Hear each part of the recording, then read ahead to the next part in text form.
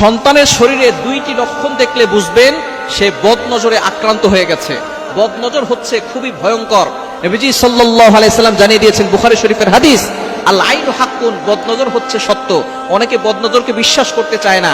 নবীজি সাল্লাল্লাহু আলাইহি সাল্লাম নিজে জানিয়ে দিয়েছেন এবং নবী সাল্লাল্লাহু আলাইহি সাল্লাম আরো বলে দিয়েছেন, বদনজর এতটা ভয়ঙ্কর জিনিস, একটা সুস্থ উটকে অসুস্থ করে রান্নার পাতিল পর্যন্ত নিয়ে যায় এবং একজন সুস্থ মানুষকে অসুস্থ করে কবর পর্যন্ত নিয়ে যায়। এজন্য এই বদনজর থেকে আমাদেরকে বাঁচতে হবে। আপনার সন্তানের ভিতরে যদি দুইটি লক্ষণ দেখেন, মনে করবেন আপনার সন্তানের উপরে কেউ বদনজর দিয়েছে।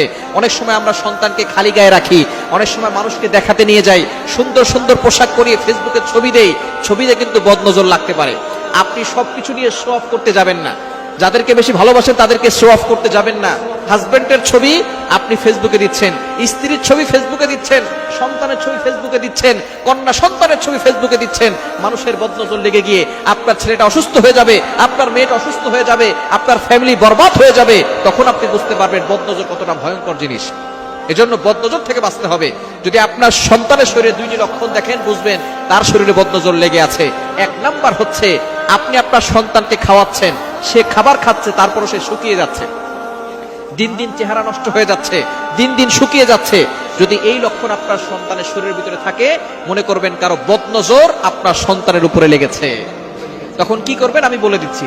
দ্বিতীয় নাম্বার হচ্ছে, যদি আপনি দেখেন যে আপনার সন্তান রাতের বেলা হঠাৎ করে কান্না করতেছে, জোরে আওয়াজ করে কান্না করতেছে, দিনের বেলা যে কোনো সময় কান্না করে, রাতের বেলা ঘুমানোর মাঝখানে কান্না করে উঠতেছে, এটা যদি দেখেন এই দুইটি লক্ষণ, শুকিয়ে যাচ্ছে, দিন দিন খাবার খাচ্ছে অথবা খাবারও খাচ্ছে না, দিন দিন শুকিয়ে যাচ্ছে, দ্বিতীয় নাম্বার হঠাৎ করে কান্না করতেছে, এই দুইটি লক্ষণ দেখলে বুঝবেন আপনার সন্তানের শরীরে কেউ বদনজর দিয়েছে। এই বদনজর থেকে বাঁচার জন্য কি করবেন?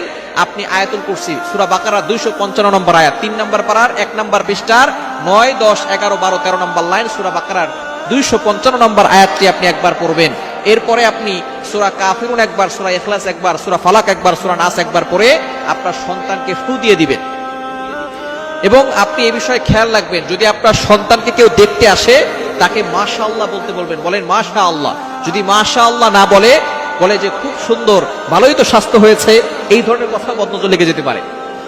আপনার ঘরের ভিতরে কিছু লোক আছে যারা বলবে সন্তান তো ভালোই স্বাস্থ্যবান হয়েছে, খাওয়া দাওয়া তো ভালোই করতেছে, এই ধরনের কথায় দেখবেন বদনজর লেগে যায়। আস্তে আস্তে দেখবেন সন্তান খাওয়া দাওয়া বন্ধ করে দিছে, সন্তান শুকিয়ে যাচ্ছে। সুতরাং যেই আপনার সন্তানের প্রশংসা করবে, বলবেন মাশাআল্লাহ বলেন। যদি কেউ মাশাআল্লাহ না বলে, তাহলে আপনি লা হাওলা ওয়ালা কুওয়াতা ইল্লা বিল্লাহিল আলিয়্যিল আযীম করে তাকে ফু দিয়ে দিবেন। এবং যদি আপনি বুঝতে পারেন যে কারো বদনজর লেগে গেছে, তাহলে আপনি তাকে নিয়ে আসবেন, নিয়ে এসে তাকে গোসল করাবেন। গোসল করানোর পরে তার অবশিষ্ট যে পানিটা আছে সেটা দিয়ে তার কাপড় ধুয়ে, ওই কাপড়টা দিয়ে আপনার সন্তানের মাথায় ঢেলে দিবেন এবং সূরা ফালাক এবং সূরা নাস পড়ে দিবেন। আল্লাহ পাক রব্বুল আলামিন এই বদনজর থেকে তাকে হেফাজত করবেন। সুতরাং এই বদনজর থেকে বাঁচার জন্য শো অফ বন্ধ করে দেন। মানুষের প্রাইভেট জিনিসগুলো মানুষের কাছে বলবেন না, মানুষকে বেশি দেখাতে যাবেন না, তাহলে বদনজর লেগে যাবে, সবকিছু শেষ হয়ে যাবে।